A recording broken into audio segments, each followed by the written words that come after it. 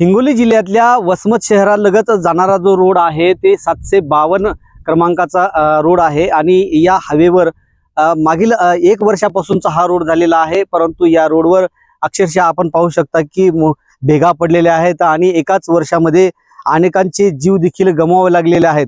याच हायवेवर रोडवर या ठिकाणी जे आहेत ते मोठेचे खड्डे पडलेले आहेत आणि यामध्ये दुचाकी स्वाराचे जे आहे ते यामध्ये टायर फसून अनेकांचा जीव देखील या ठिकाणी गमावलेला या ठिकाणी पाहायला भेटते।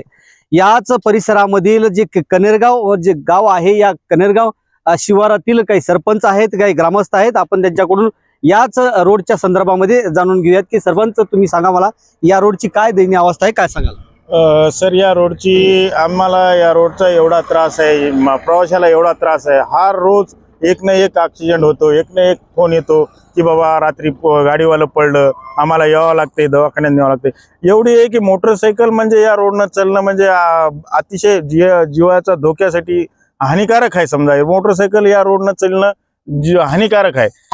रोज एकतरी फोन येतो की ॲक्सिडेंट झाला, आम्हाला यावं लागते, गावस्था येतात, मदत करतात। पण आमचं म्हणणं एवढंच आहे की बा सरकारला असं इतकं तरी निर्दयी होऊ नका आणि जनतेला थोडंसं तरी थारा द्या।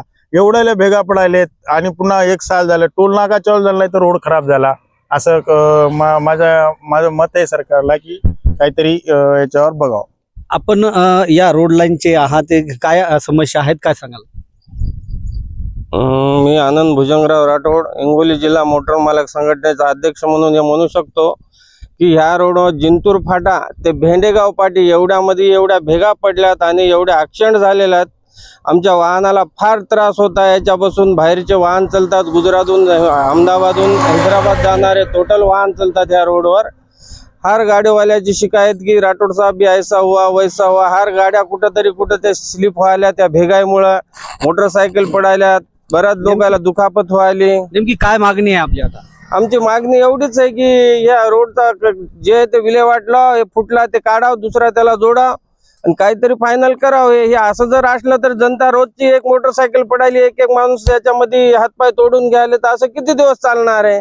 1 वर्ष झालं ना या रोडला करून, 1 वर्षामध्ये हालचे बेहाल झाले, रोडची दखल घ्यावं। आपण पाहिलं की याच रोडवर अनेकांचे जीव देखील या ठिकाणी गमावलेले आहेत। आता ग्रामस्थांच्या वतीनं या रोडची तात्काळ दुरुस्ती करण्याची मागणी मोठ्या प्रमाणात होत आहे। श्रीधर वाळवंटे, जय महाराष्ट्र न्यूज, कनेरगाव, हिंगोली।